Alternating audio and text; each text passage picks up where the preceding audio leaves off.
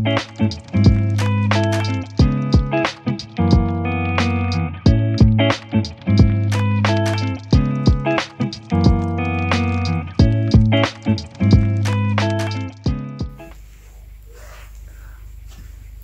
up mga momshies? My Marafi here with the crisis, and today napakalamig dito sa Lebanon.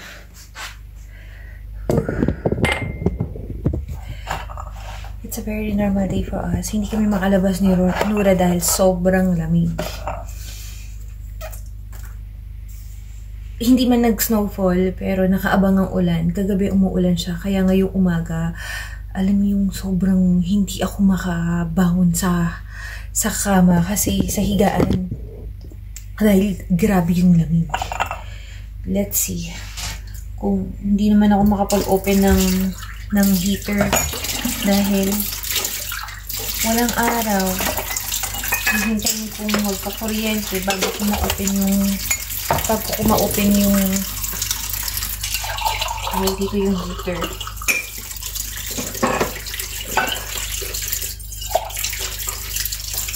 Yun.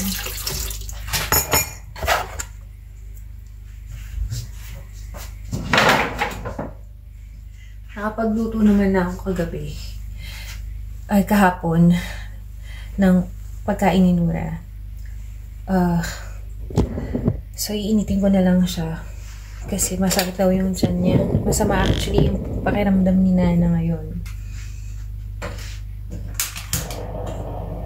Kaya, hindi ako ganong umaalis sa tabi niya kasi pagka hindi ko binantayan ako lalabas dito sa sala at pag pumupunta siya dito sa kusina sobrang lamig. Pag init-lamig, sobrang masakit sa ulo kahit ako. Kaya kahit kagabi pa lang si Firas talaga kumuha na ng mga kahoy. In-stack niya na dun sa kasi tuwing umaga ako yung kumukuha. Sabi ko, ikaw na kumuha kasi si Nana hindi ko may iwanan yan. Pag lumabas ako, for sure sasama yan sa akin. Gumawa ako ng burgol. Gusto ko siya kasi alam niyo para siyang sa atin na rice na parang fried rice sa akin na may halong mga aromatics. Tapos kasi itong burgol na ginawa ko. Yung last time kasi na ginawa ni Mama Dad, meron siyang meat. So, ang ginawa, kaya may meat ako dyan sa ref. Ang ginawa ko, nilagyan ko rin siya ng meat. Masarap talaga. Masarap siya. Kaya naglipat ko muna kasi nasunog na yung ilalim. Manipis kasi itong pinaglutuan ko kagabi.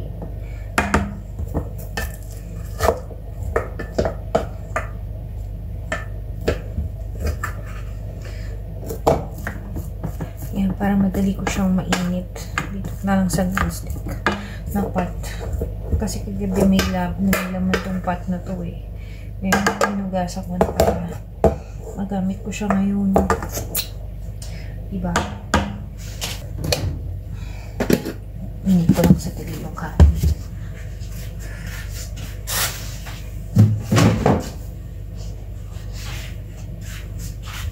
Yayayain ko sana mag-grocery si Papa kanina.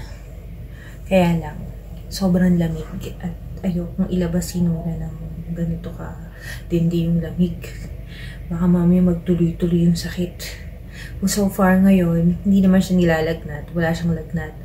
Baga pa,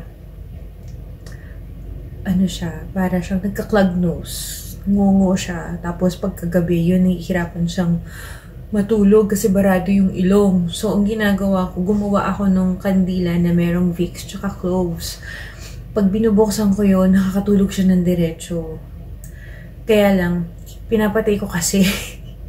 Kagabi pinatay ko, maaga akong pinatay. Kasi nung nakatulog siya, pinatay ko na. Tapos maya-maya gumising, barado yung ilong. Sabi ko, okay, sige kako. Bubuksan ko na lang ulit. Kasi masarap siya sa pagka naka-open. Yung baga parang yung essence niya lumalabas yung essence niya. Yung essence niya menthol dahil nga dun sa Vicks. Sa Vaporub. Kaya nakakahinga siya ng maluwag. Tsaka, alam niyo yung init kasi dahil sa stove, hindi makontrol. Although na napakalamig sa labas. Alam mo yung pagka magwa-washroom ka, lalabas ka ng kwarto, Diyos ko po, parang pumapasok ng freezer. Grabe. Let's see kung ilan ang ngayon. Wait lang. Kung ilan ang temperature ngayon dito.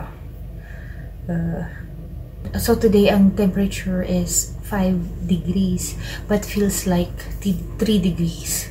Alam nyo, ang sobrang nakakapagpalamig pa is yung hangin. Kaya, kaya sobra. Kung makikita nyo tong suot ko na to, nung last time, suot ko siya. Kasi ang sarap niya sa hindi ako masyado nilalamig sa katawan. So, since hindi naman nadudumihan, suot ko na lang ulit, diba? Ang hirap kaya maglaba rin ngayon. Actually, naglaba ako kahapon kasi umaraw. Pero ngayon, totally walang araw. Kaya ang gagawin ko, ipapasok ko na lang ulit yung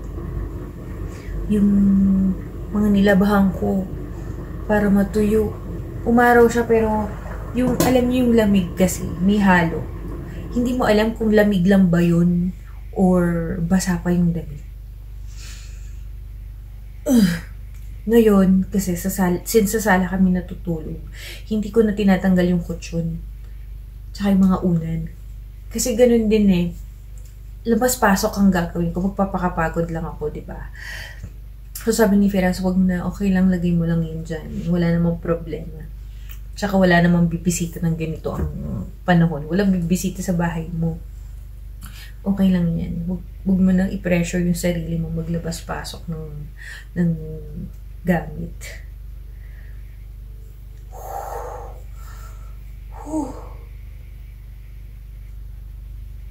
Luto na. Mainit na yung chicken feet ni Nora. Ay, init ko rin tayo na. Ako'y kakain na rin. Sasabayan ko na lang siya.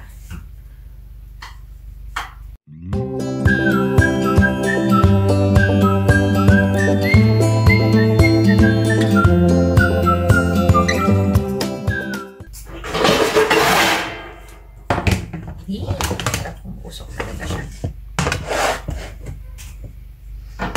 Tara, sumayin. Kakain na kami! What you will eat now today, baby? Adobo. Adobo. Chicken feet, nilagang chicken feet, di ba? Adobo. Mag-soup ka muna. Ayan. Buting soup.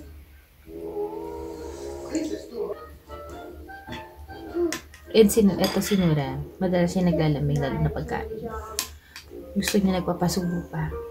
Although, pagka nandiyan yung mga pinsan niya, siya lang mag-isa kumakain, okay na siya. Pero pag kaming dalawa lang, baby ko pa rin si Nana. Nana is my baby. Mama will feed Nana. Sa? And then, si Mama rin kakain na, ha? Okay? Bone. What bone? There's bone?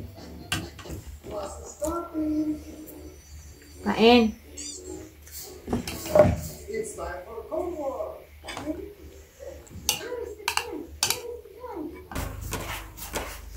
Hindi nakakain si Nora. Masama yung pakiramdam niya. Hindi siya nakakain ng hinanda ko. Iba kasi yung panlasa niya. Pero usually kasi pagka chicken feet ng pagkain, sandali nang sa kanya ubos kagad. But now, since masama yung pakiramdam, iba yung lasa yan, iba yung panlasa niya. And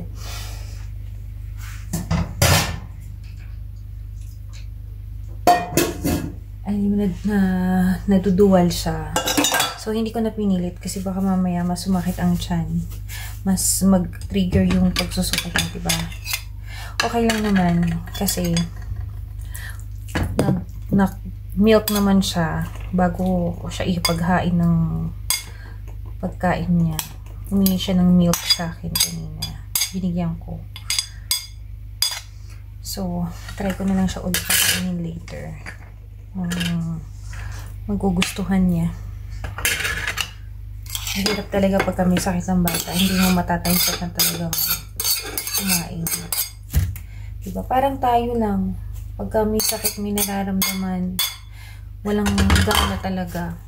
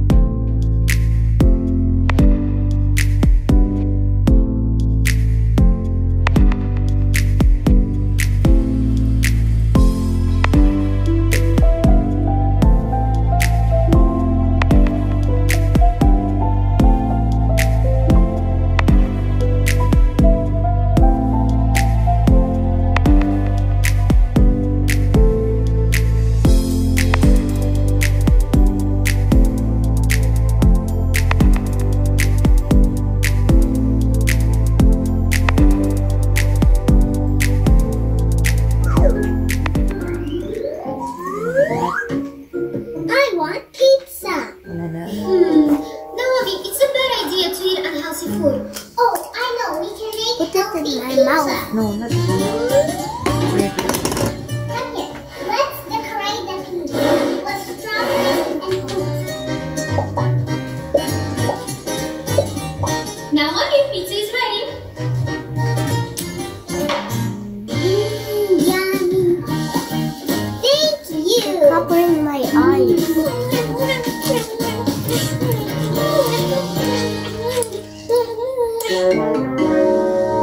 My clothes are dirty. Now, Abby, don't worry. We will change your clothes. I have something for you. That's great. I love it. Mama, I want this nasty Now, clothes. let's take some pictures. Good idea. Like nastiest friend who's small. That's his wearing. I like it. Oh, and I also like this. Put the paper in. Put the paper in and then... Wow, it is like everywhere. What is it? No, Abby, candies are not good for you. It's not on my kitty. Yeah, may lagnat siya. Oh. Kita niyo ba? Is that mommy candy? Is this nasty? 58.6. So, It's really good, thank you. What is it?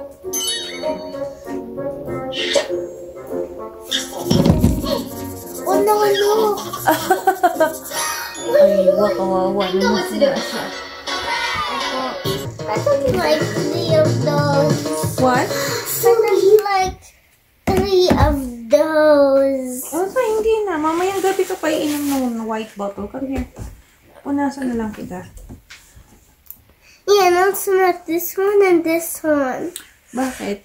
Because I don't like it. It's nice naman na strawberry flavor. I don't like strawberry flavor. I only like cherry flavor like this. Not both of them. Okay.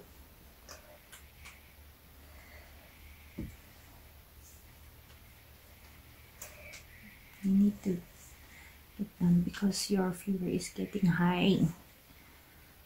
That's not good. Don't put the patch and the medicine for me, okay? Okay, I'll get you the patch. But if you don't want the patch, you drink the medicine. So you choose. You want the patch or I'll give you the medicine. Patch. Okay.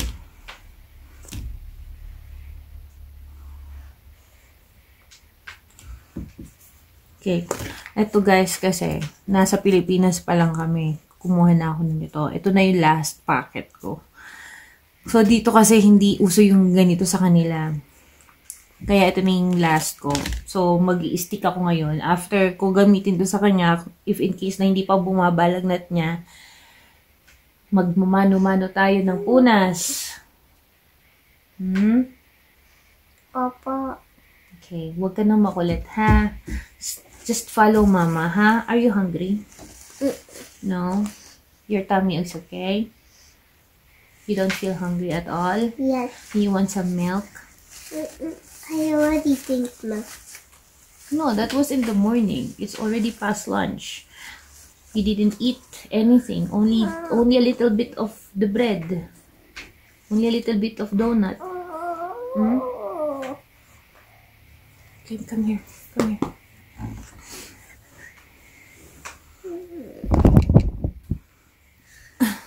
Laki ng mata. Laki ng mata. Okay.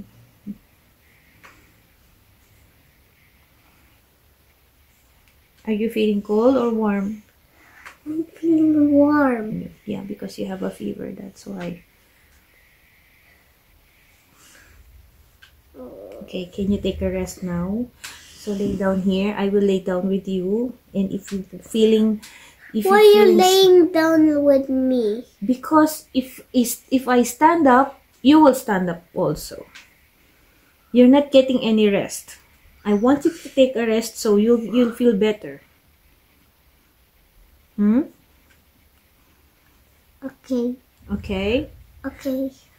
Okay, if you feel sleepy, if you want to close your eyes, just close your eyes, okay? Close your eyes and sleep. Okay? Why? I don't feel sleepy. You don't feel sleepy? Yeah. Okay, very good.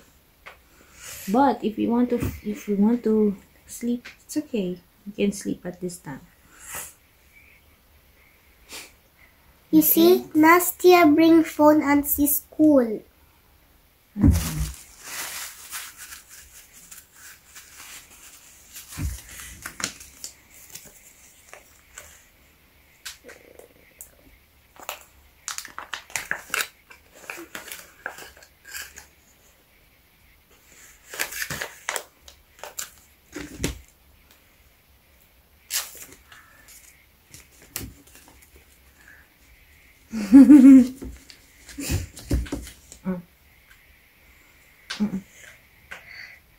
I'm afraid of patches. Oh, why? It's only for your forehead.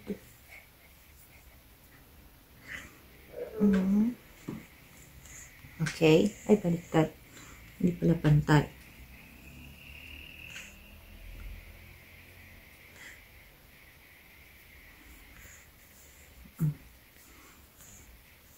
It feels soft or no? Yes, it feels soft. You feel cold? Hot. No, here on your head. Yes. Yeah. Okay, good. Okay. Yala, ready to lay down? Yeah. Okay. Just I'm not sleepy. Okay, just lay down here. Here, here, here. Ito ka. Para ano ka pa rin kay mama. Oops. Yung ating yan. Mag-cover ka ng... That's so boring also. And even the patch is boring. Kanbong mukha ka, anak.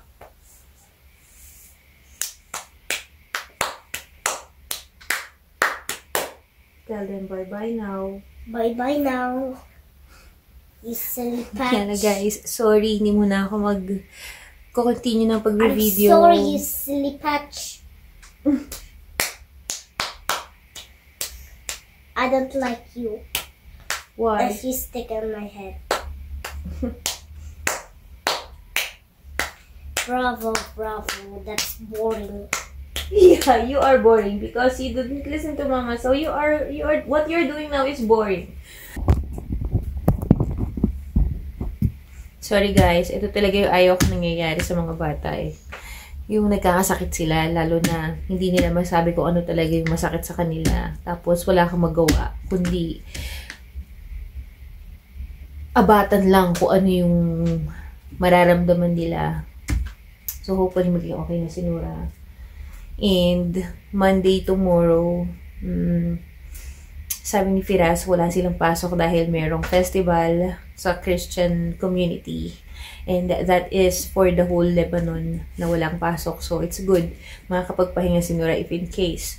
At kung hindi siya magiging okay tonight at tumaas pa yung kanyang lagnat, I don't have any option but to bring her to the doctor. So, if in case, kailangan mag-off ni Firas, hindi siya pwedeng hindi mag-off. Diba? This is what we need to do for her. It stick to my hair. It's okay, baby. It's okay. It will go out. It will not take out your hair. It's fine. Sana lagnat laki lang tong na-experience ni Nora. Uso pa naman ngayon ng pneumonia, lalo na dito sa malalamig na lugar, diba? Well, hopefully hindi siya nahawa dun sa mga klase niya. But, feeling ko ganun na nga ang nangyari. Kasi dito sa lugar namin wala namang may sakit. So, definitely, yung mga bata, and thanks God, ngayon lang nagkasakit si Nora ng yung ganitong mataas ang lagnat niya. Kasi recently, yung mga lagnat niya, puro ano lang puro sinat-sinat lang. So, thank you so much guys for watching. Thank you so much guys for watching, and please give me a thumbs up on this video, share also my video, and subscribe to our channel. God bless you all. Bye. Let's also put my eyebrows the patch.